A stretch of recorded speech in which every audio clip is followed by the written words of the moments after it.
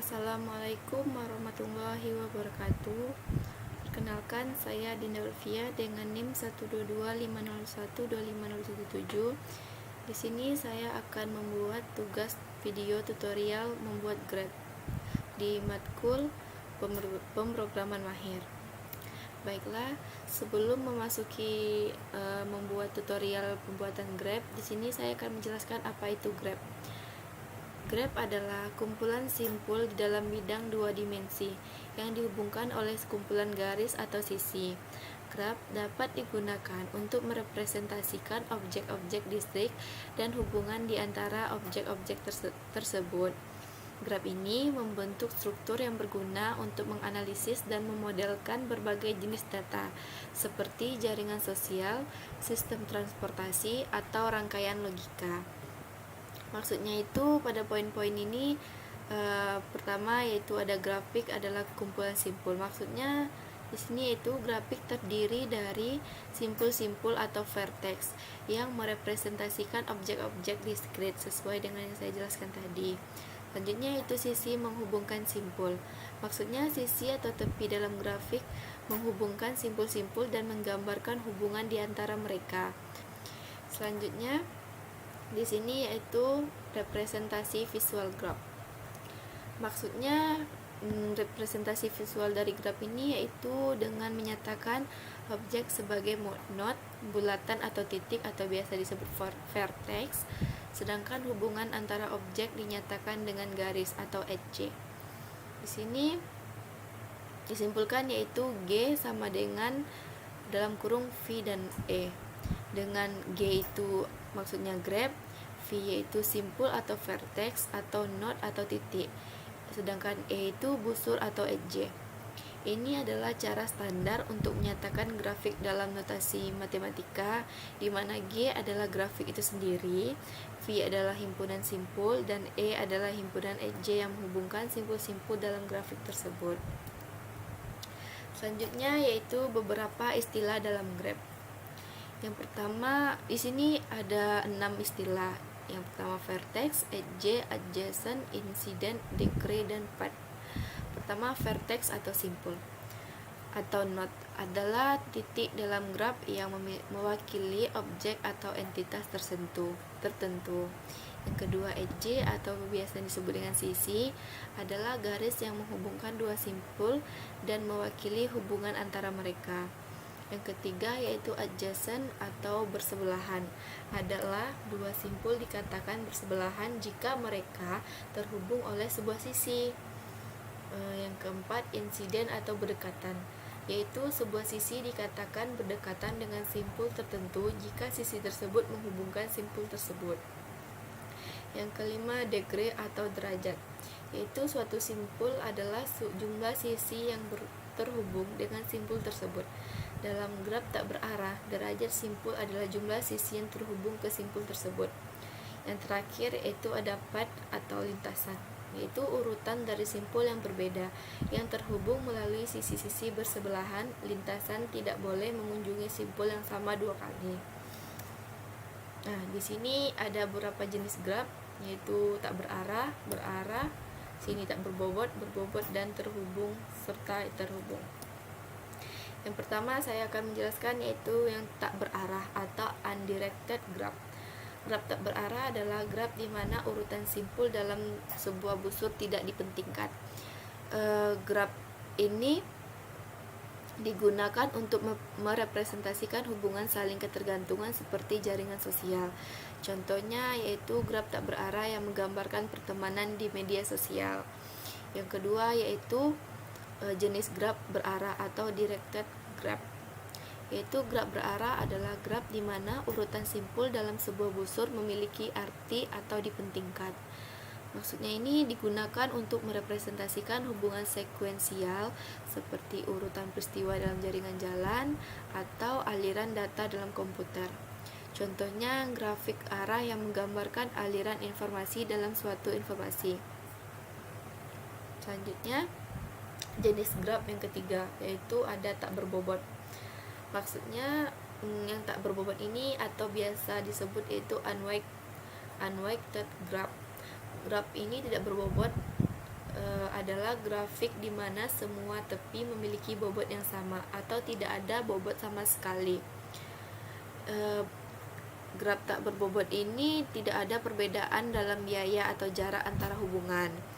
Di graf tak berbobot ini digunakan untuk memodelkan hubungan sederhana tanpa mempertimbangkan bobot. Contohnya yaitu grafik tak berbobot ini yang menggambarkan koneksi jaringan komputer. Yang keempat yaitu jenis graf berbobot atau weight graph. Maksudnya grafik di mana setiap tepi memiliki bobot atau nilai tertentu yang menggambarkan biaya atau jarak antara dua simpul. Biasanya graf berbobot ini digunakan untuk memodelkan situasi di mana ada biaya atau jarak yang terkait dengan setiap hubungan. Contohnya yaitu peta jalan dengan jarak antara kota-kota sebagai bobot di setiap tepi.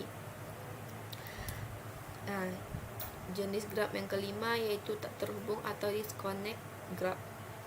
Maksudnya grafik di mana terdapat setidaknya satu simpul atau lebih yang tidak terhubung dengan bagian lain grafik. Kalau jenis graf tak terhubung ini digunakan untuk menggambarkan situasi di mana ada bagian terpisah dalam sistem. Contohnya itu jaringan komputer yang terdiri dari beberapa subnet yang tidak saling terhubung. Selanjutnya yaitu jenis graf terhubung atau connect graph. Yaitu grafik di mana terdapat jalur antara setiap pasangan simpul, tidak ada simpul yang terisolasi.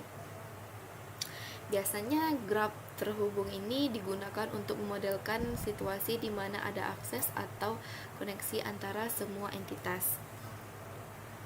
Contoh graf terhubung ini yaitu jaringan komunikasi yang memungkinkan pesan dikirimkan dari setiap simpul ke simpul lainnya. Nah, selanjutnya itu kita masuk di metode pencarian vertex.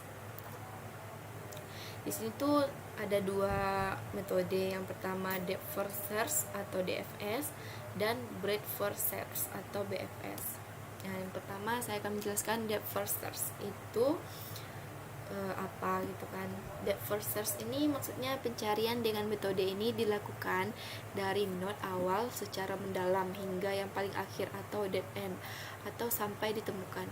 Proses pencarian dilakukan dengan mengunjungi cabang terlebih dahulu hingga tiba di simpul terakhir. Jika tujuan yang diinginkan belum tercapai, maka pencarian dilanjutkan ke cabang sebelumnya, turun ke bawah jika memang masih ada cabangnya. Begitu seterusnya hingga diperoleh tujuan akhir atau yang biasa disebut goal. Depth first search ini memiliki kelebihan, diantaranya yaitu cepat mencapai ke dalam ruang pencarian. Nah, maksudnya dari depth first search ini yaitu ini kan saya mengambil input ada 6, 0, 1, 2, 3, 4, 5, 6.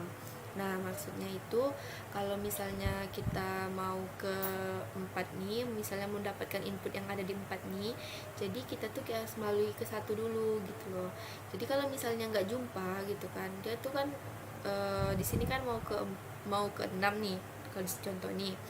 Jadi harus satu-satu gitu dulu. Misalnya kan 0 ke 1 nih, 1 ke 3 gitu, 3 ke 4, 3 ke 4 panahnya ya, 4 ke 2, 2 ke 5, 5 ke 6. Nah, disinilah inputnya misalnya. Kalau misalnya outputnya ada di 6 gitu. Kalau misalnya outputnya cuma ada di 4, berarti dia cuma sampai 4 gitu.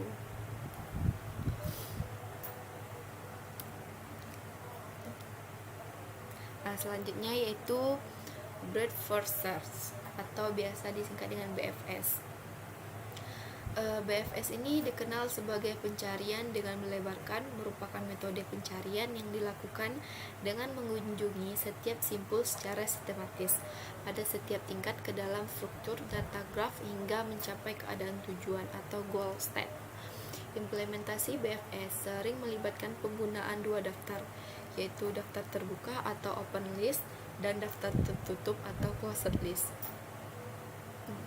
Untuk melacak langkah-langkah pencarian dalam ruang keadaan, keuntungan utama penggunaan breadth first search ini meliputi ketidakmungkinan terjebak dalam jalan buntu. kepastian menemukan solusi jika ada satu solusi yang tersedia, dan kemampuan untuk menemukan solusi minimum jika terdapat lebih dari satu solusi. Nah, contohnya ada di sini. Contohnya di situ misalnya ya, kalau misalnya kita sama inputnya sampai 6 juga. Kalau misalnya dia 6 nih, kalau tadi kan kalau yang ini kan depth first search, ini kan dia kan kesini lagi terus langsung ke bawah kan. Kalau misalnya kalau breadth first search ini beda. Kalau ini tuh dari 0 ke 1, 1 ke 2, 2 ke 3, 3 ke 4, 5, 6. Jadi inputnya outputnya ada di 6 gitu. Jadi ini tuh bisa dibilang kayak ada level-levelnya gitu. Kalau 0 kan ke 1, 1 ke 2 nih disebut dengan level 1.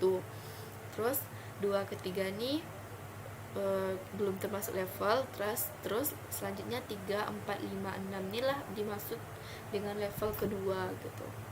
Jadi kan berbeda dengan cara yang pertama tadi DFS gitu.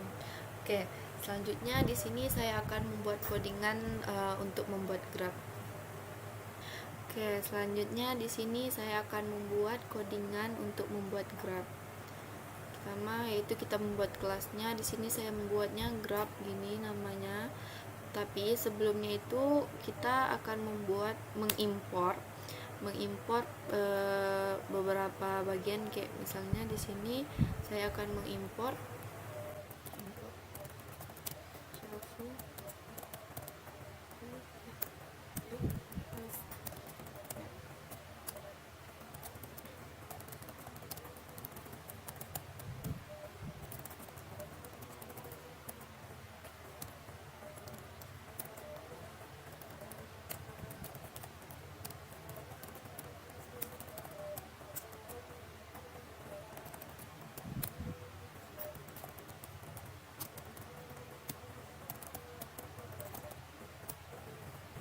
Oke, di sini tuh ada 4 yang saya impor, di mana kita mengimpor berbagai kelas yang diperlukan untuk mengimplementasikan struktur data grafik. Yang pertama yaitu import Java Util HashMap, digunakan untuk menyimpan representasi agency list nantinya.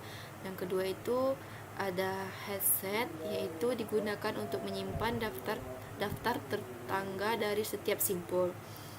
Yang ketiga itu Java Util Map. Ini adalah antarmuka yang digunakan untuk merepresentasikan grafik sebagai struktur data. Dan yang terakhir itu ada Java Util Set, digunakan untuk mengelola daftar tetangga. Nah, di sini saya kan sudah membuat graph nih. Jadi di sini tuh kan ini adalah deklarasi kelas graph yang akan digunakan untuk memodelkan dan mengelola grafik. Selanjutnya kita bikin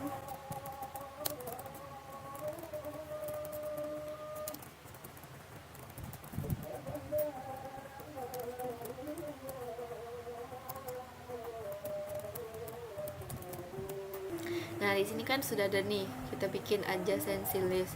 Nah, jadi ini tuh nanti dapat bikin ini tuh karena kita sudah mengimpor hashmap.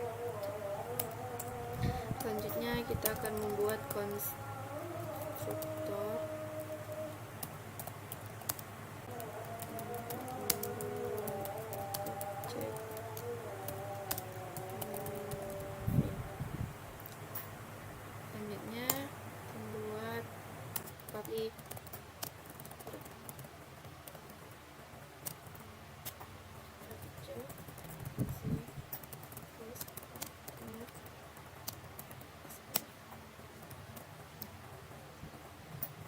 di sini itu adalah konstruktor kelas graph saat objek grafik dibuat agency list diinisialisasi sebagai objek hashmap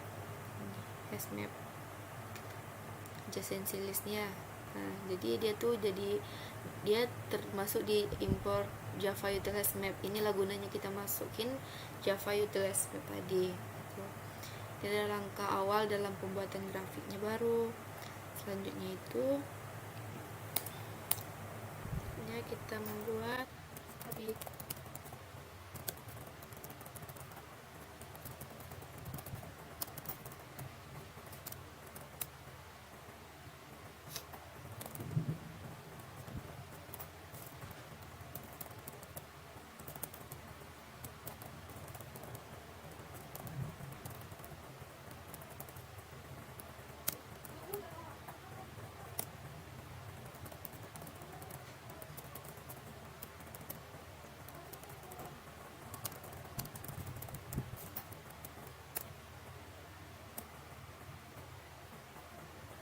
Nah, metode ini tuh digunakan untuk menambahkan simpul ke dalam grafik. Sebelum menambahkan simpul, metode ini memeriksa apakah simpul tersebut sudah ada dengan objek hasset kosong yang akan digunakan untuk menyimpan tetangga-tangga simpul tersebut. Oke, selanjutnya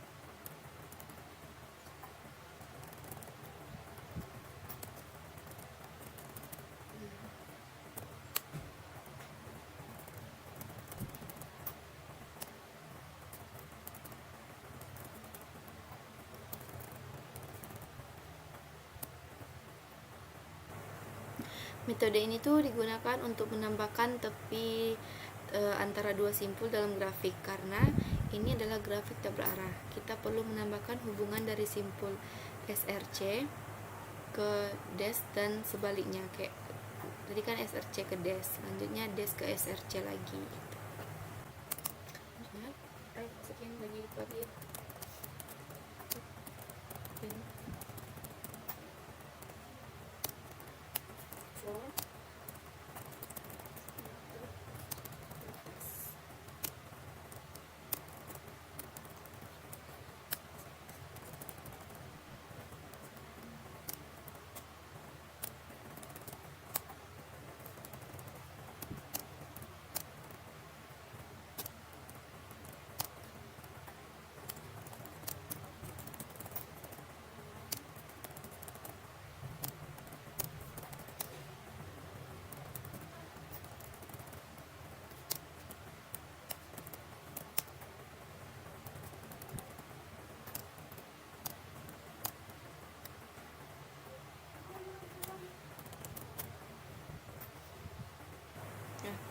metode ini tuh digunakan untuk mencetak representasi grafik dalam bentuk adjacency list. Ini melakukan iterasi melalui semua simpul dalam adjacency list dan mencetak daftar tetangga-tetangga masing-masing simpul.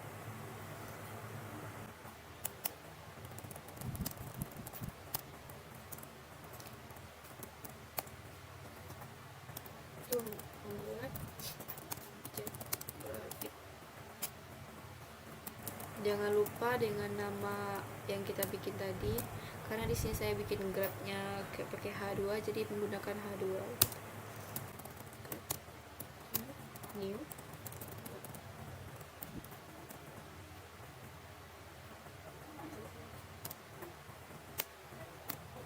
Itu fungsinya untuk menambahkan beberapa simpul ke dalam grafik.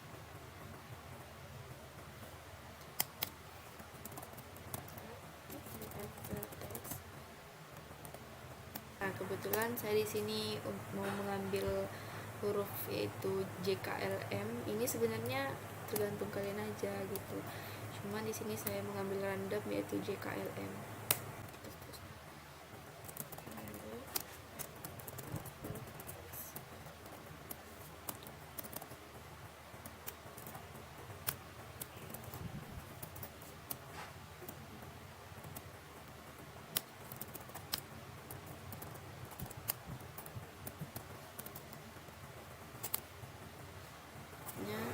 Untuk menambahkan beberapa tepi ke dalam grafiknya lagi ya, menambahkan beberapa tepi ke dalam grafik.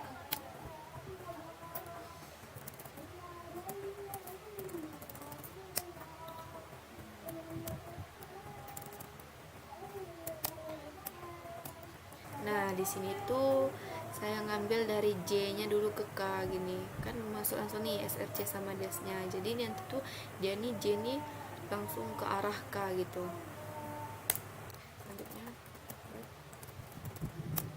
J sama J. Nah, tadi kan J ke K, sekarang saya ngambilnya tuh J ke L.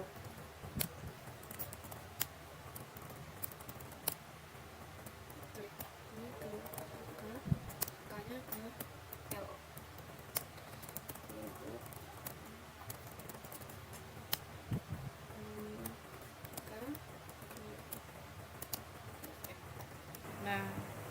saya cuma mengambil ke arah ini aja dulu ya. Kalau misalnya dari kalian ada yang mau menambahkan juga nggak apa-apa, tapi saya di sini cuma mengambil sampai sini aja dulu. Ini untuk mencetak representasi grafik, nanti pin graf, nama kelasnya ya, nama kelas kalian. Ya itu menghitung jumlah security sampel. Kalau misalnya kalian mau bikin kayak gini, jangan lupa tanda garis miring duanya ya, nanti bisa saja nanti bikin errornya gitu.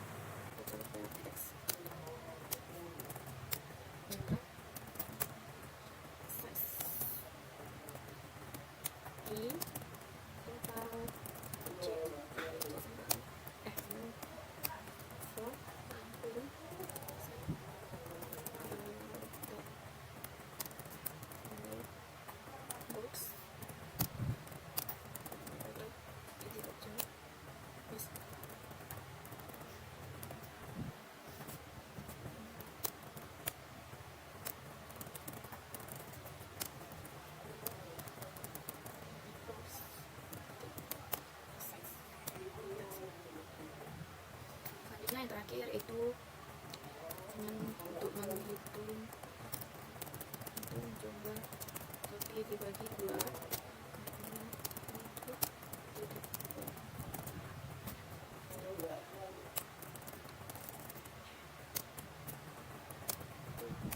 menampilkan hasil perhitungan so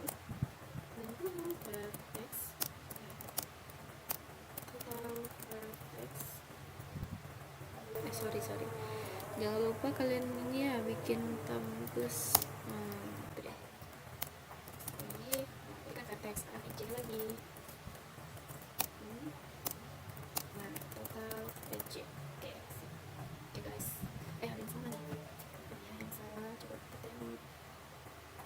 Oh ini jangan sampai kalian salah, udah bikin salah itu ya. Itu contohnya tadi ini aku bikin A jadi langsung error dia gitu.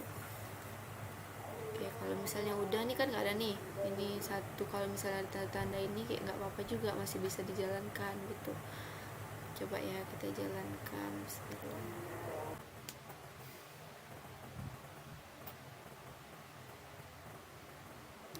Nah inilah outputnya nih dari yang codingan tadi tuh, graph gitu. Jadi kan di sini kan J nya nih berarti ke arah K sama L, sedangkan K nya ke arah J, L sama M, L nya ke arah J dengan K, M nya nih ke arah K. Jadi di sini tuh ada 4 vertex dan ada 4 edge gitu. Jadi kalau misalnya udah sampai ini, jadi kita masukin ke PPT gitu.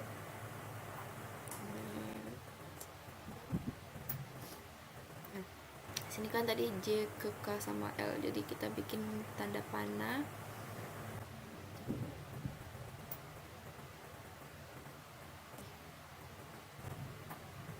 Kan ke K sama L, oke. J nya sini, sedangkan K sini. Udah pas. Jadi J ke L, oke, duplikat aja ya. Ini ke L, oke. Nah, selanjutnya itu K, ada K ke J, L, M. Sedang tadi kan ini kan K ke J lagi, sedangkan tadi kan udah J ke K. Jadi kita ini aja bikin panah ini aja, tapi bikin kedua belah gitu. Nah jadi kan J ke K juga, K ke J juga gitu. Selanjutnya K ke L, duplikat aja. Terus K ke L, duplikat ini ke L. Pas K ke L, ini K ke M.